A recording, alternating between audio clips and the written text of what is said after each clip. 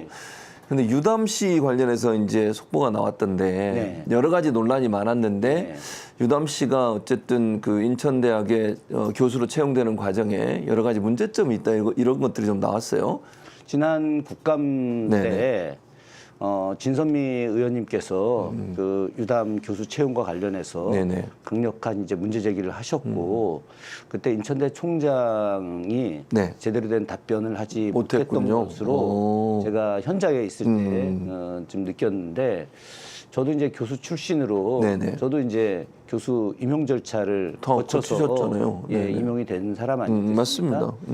저도 당시에 임용할 때 이제 17분이 지원을 하셨고 여러 단계, 5단계를 거쳐서 맞아요. 최종 이제 임용 확정이 됐었는데 네. 제가 제 이제 십몇 년 전에 어떤 모습을 좀 보면서 네. 유담 교수 채용과 관련된 당시 진선미 의원실에서 제기했던 문제들을 보면서 좀 문제가 있겠구나. 예. 그 당시 굉장히 약관의 나이, 물론 이제 학문적 성과가 있으면 네, 뭐 그럴 수도 약관의 나이로 있지만. 충분히 교수 임용이 될 수 있는데 논문 박사학위 논문과 네네. 그리고 그 이제 교수 임용 시험과 관련해서 제출됐던 논문 제목들을 보니까 네네. 이 굉장히 의아한 게 많이 있었습니다. 그래요? 이 논문의 쪼개기와 또 중복 게재 이런 느낌이 지울 수 없었습니다. 제가 논문을 뭐 제대로 확인은 못해서 네네네. 정확하게 말씀드릴 수는 없습니다만은 제목만 보면 그래도 교수 대략, 출신들은 대략 좀 알거든요. 그렇죠. 이게 네. 원래 이제 그 박사 논문이 있게 되면 네. 이제 그걸 다시 좀 쪼개서 학술지에 게재하는 거 네. 그거까지는 이게 이제 뭐 표절이라든가 아니면 그렇죠. 중복 게재 이렇게까지는 해당이 안 되는데 근데 그 논문들이 다시 이렇게 제목을 살짝 바꾸고 내용을 살짝 바꿔서 뭐 다른 형식의 논문으로 이제 학술지에 제출을 하게 되면 그거는 이제 중복 게재 내지는 표절이라고 보는 것이 학계의 일반적인 이제 상황입니다. 네, 맞습니다. 그런데 그 논문 양은 네. 굉장히 많이 있었어요. 많이 있었는데 네. 논문 제목이 거의 앞부분이 거의 대부분 동일했었고 부분이 조금씩 다른 거죠. 그러니까 제 느낌상으로는 네네네.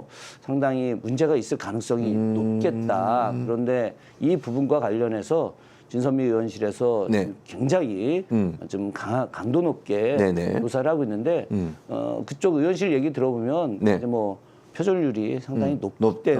때문에 이 부분에 대해서 네.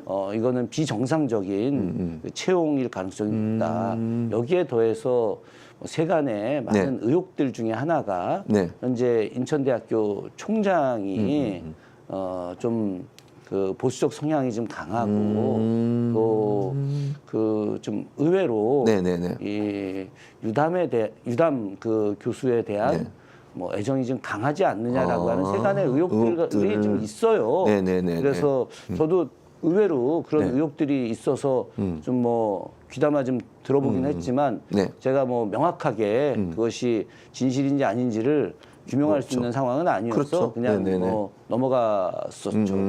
그렇군요. 그러니까 말씀하신 것처럼 박사학위 논문을 가지고 학술지에 원래는 그것도 좀 논란이 되지만 한 편 정도. 저도 거의 그렇게 안 했습니다. 그러니까요. 근데 보통 하나 정도는 낼 수 있다고 봐요. 왜냐하면 이제 박사 논문이 방대하니까 그 중에 좀 발췌를 하거나 요약을 해서 하나 정도 내는 거는 학계에서 이게 용이 되는 그런 분위기지만 그걸 가지고 몇 개를 내는 거 말이 안 되는 거죠. 그거는 연구 결과를 그러면 하나 가지고 몇 개로 쪼개서 내는 거잖아요. 그것도 사회과학에서는 더더욱 어려운 문제 아닙니까? 맞습니다. 저희 인문학 쪽에서는 이제 뭐 한두 편 정도는 뭐 인정하는데 사실은 이제 박사학위 논문 그 자체가 하나의 중요한 논문인데 그걸 다시 쪼개서 학술지로 내는 거는 그게 이제 연구자로서 거의 이제 올바른 태도는 연구 윤리로 봐서 연구자들은 늘 끊임없이 새로운 주제를 연구하고 맞습니다. 그 주제를 이제 논문을 통해서 발표를 해서 사회에 이제 기여하고 또 학문 영역에서 이제 기여하는 내용인데 유담 교수의 어떤 논문에 대해서는 좀 전문가들 입장에서 볼 때 문제가 좀 있어 보이는 건 사실입니다. 그리고 채용 과정도 보면 1차로 모집했던 학과에서 진행을 하다가 중단을 했고 그리고 두 번째 다른 학과에 지원을 해서 그때 이제 아마 채용이 된 것 같아요. 이것도 좀 석연치 않지 않습니까? 사실 전 굉장히 놀랐습니다.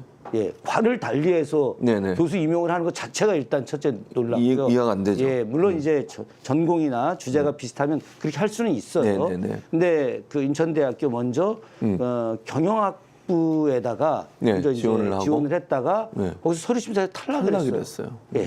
경영학부에서 탈락을 했는데 근데 그 과정에서 기존에 이제 서류 합격 한 분이 두 분이 계시거든요. 두 분이 계셨는데 인천대가 일방적으로 논문 심사를 중지시켜버렸죠.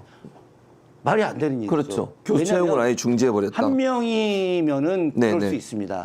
그런데 두 명이면 그렇게 하지 않는 게 일반적으로 교수 임용의 과정들이거든요. 근데 두 분이었다는 이유로다가 중지를 했다. 이건 납득하기 어려운데 그런데 그 다음 학기에 이제 유담 교수가 경영학부에서 무역학과로 이제 그 지원을 해서 다시 지원을 한 거죠. 다시 지원해서 교수 합격을 했다. 그런데 그때 당시 서류 심사 과정에서도 그 진선미 의원실 내용에 의하면은 그런 그 학문적 역량 평가 이런 거는 가장 낮은 하위에 속했습니다. 가장은 아니지만 하위에 속했는데 다른 그 평가가 높아서 이제 최종 선정이 된 거죠. 그런 걸 볼 때 굉장히 이게 과연 가능한 일이냐. 제가 사학과에 넣었다가 안 돼서 철학과에 넣었다거나 뭐 이런 방식하고 물론 이제 상당히 좀 유사한 그런 내용일 수 있겠지만 그래도 그것이 좀 같은 대학 안에서 그렇죠. 다른 대학에서 전공을 뭐 모집한다 이거하고 좀 다르기 때문에 저는 상당히 그 문제가 될 거고 최근에 이 문제가 전 유담 교수 개인의 문제일 수도 있겠지만 아버지에게도 좀 영향을 주지 않을까 그런 생각을 많이 합니다. 네네.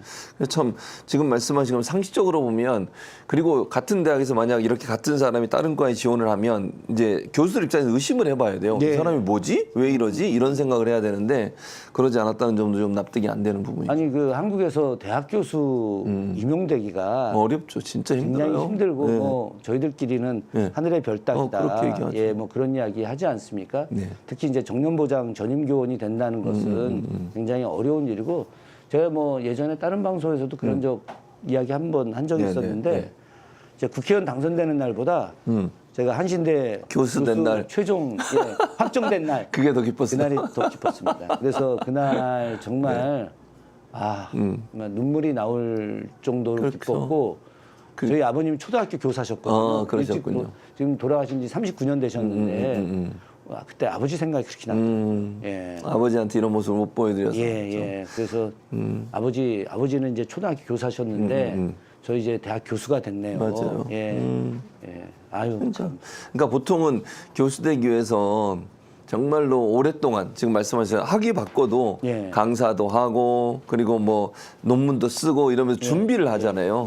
그리고 준비하고 나서 하는 건데 그 부분이 사실 유담 씨 같은 경우에는 물론 뭐 젊은 나이에 못 한다고 볼 수는 없죠. 할 수는 있겠지만 젊은 나이에 그렇게 박사학위 받자마자 교수가 된다는 건 대단히 이례적인 현상이에요. 우리나라 제가 그냥 저희 언론학만 얘기해도 미국에서 박사 받고 바로 들어와도 교수 되는 경우가 거의 없어요. 우리나라에. 요즘은요 미국에서 교수하고 오든지 아니면 한국에서 연구 실적을 쌓고 해야 돼요. 그렇지 않으면 정말 그렇게 힘든 상황인데 이 정황적으로 보면 좀 특이하다 이상하다 이런 생각이 들어요. 인천대학이 그 교수 채용을 할 때 그 인원이 적을 때 가령 뭐 이제 어느 대학 같은 경우는 3명 미만이다. 그럼 교수 채용을 이제 중지한다라는 그런 내부 규정 같은 게 있어요. 그럴 수 있죠. 맞아요. 그런 규정이 없어요. 자체적으로. 자체적으로 없기 때문에 실제로 두 분 이제 유담 교수가 서류 미비로 원래 그러면 세 명이 한 거 아닙니까? 그렇죠. 3명이 한 거죠. 그러면 그 3명 했을 때 3명 그냥 그대로 탈락했으니까 나머지 2사람 진행을 해야 되거든요. 그렇죠. 진행해야 되는데 이걸 정지했다. 그건 이 두 분에 대해서 이분들이 교수 임용의 심사 대상이 된 이 권리 이 권리가 심의한 거네. 박탈된 거예요. 그러네요. 네, 맞아요. 그런 측면에서 인천대학은 이 두 분에 대해서 심각한 사과를 해야 되는 되고. 것이고 완전히 잘못된 거죠. 네. 그리고 인천대가 네. 이런 사실들을 그 공개하지 않고 한 달 넘게 쉬쉬하고 있었거든요. 이 부분에 대해서는 네. 전 뭐 명확하게 네. 진실을 좀 밝혀야 되고 지금 네. 인천대 입장에서는 뭐 경찰 수사 과정이기 때문에 맞아요. 제대로 얘기를 못 한다. 이렇게 좀 언론에 나오고 있더라고요. 그렇지만 아마 진선미 의원실에서 계속해서 자료 요구를 하고 있기 때문에 국회에다가는 자료 제출을 반드시 해야 되거든요. 맞습니다. 빨리 자료 제출해서 진실이 드러나게 저는 해야 된다고 생각을 합니다. 정말 이건 공정의 문제라고 생각해요. 지금 말씀하신 것처럼 예. 많은 사람들이 교수가 되기 위해서 얼마나 힘들게 고통스럽게 박사학위 끝내고도 힘들게 살잖아요. 사실은 뭐 우리 김 의원도 그러셨을 텐데 그 과정을 겪는 사람들한테 이런 모습이 얼마나 허탈해지겠습니까? 그러니까 한국 사회는 그 이제 부동산 투기 네. 이거에 대해서 이제 사실 많은 국민들이 분노하고 그렇죠. 또 대학 입시 관련해서 이것이 잘못된 부정한 힘으로다가 좋은 명문대학에 입학했다. 이것도 용서받기 어려운 그렇죠. 것이고 그것도 어렵죠. 세 번째로 군대 문제. 네. 이걸 부정한 힘으로다가 네. 부대 면제를 받았다. 이것도 용서받지 못하는데 그렇습니다. 마찬가지로 만약에 어떤 부정한 힘과 그런 부정한 관계들로 인해서 교수 임용이 됐다. 이것도 공정하지 않은 거잖아요. 공정하지 않죠. 공정하지 않은 부분들에 대해